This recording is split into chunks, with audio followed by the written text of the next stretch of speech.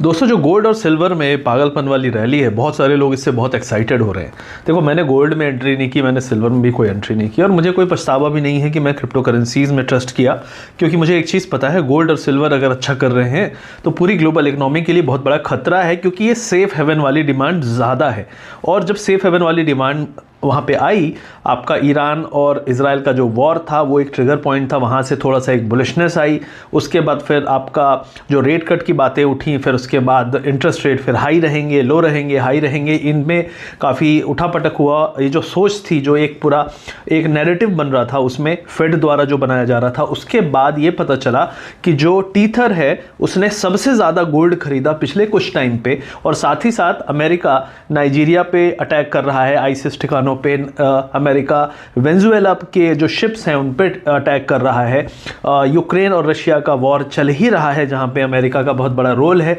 तो ये मेरे हिसाब से एकदम क्लियर था कि इसके पीछे जो पूरी गोल्ड और सिल्वर की रैली है, इसके पीछे भी ट्रंप का ही हाथ है।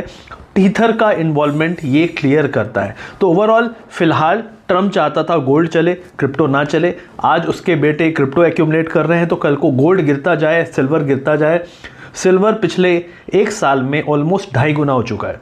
पिछले एक महीने में, सिर्फ एक महीने में ऑलमोस्ट सिल्वर 40-50% बढ़ चुका है। तो ये कोई नॉर्मल रैली नहीं है। ऐसी रैली पहले भी आई है, और जब भी ऐसी रैली आई है उसके बाद जो करेक्शन आया है वो बहुत ही ज़्यादा खतरनाक था, पेनफुल था। इस रैली को कहा जा रहा है ये फोमो रिलेटेड है, मतलब फियर ऑफ मिसिंग आउट। सबको लग रहा है कि अरे डिमांड कम हो जाएगी, डिमांड कम हो जाएगी।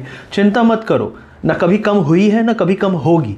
अगर एआई बबल है और एआई में चिप में सेमीकंडक्टर्स में यूज होती है, तो एआई बबल जब गिर रहा था तब गोल्ड और सिल्वर क्यों नहीं गिर रहा था?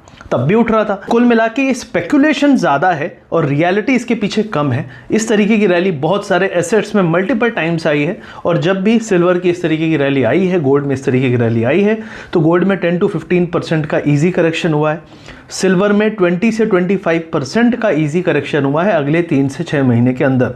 तो मेरा मानना है, चलो ठीक है, फोमो है, मेल्टअप है, जिस तरीके से ये उठ रहा है इसको मेल्टअप कहते हैं, और मेल्टअप फेज के बाद हमेशा मेल्ट डाउन होता है, और ये रिटेलर लेड फोमो है, तो रिटेलर ही लास्ट में मारा जाएगा। ये मेरी वार्निंग है सिल्वर और गोल्ड के लेट कमर्स के लिए। जो पहले घुस चुके हैं उनके लिए कुछ प्रॉफिट बुक करने का मौका है, लेकिन नए लोगों को बच के रहना चाहिए।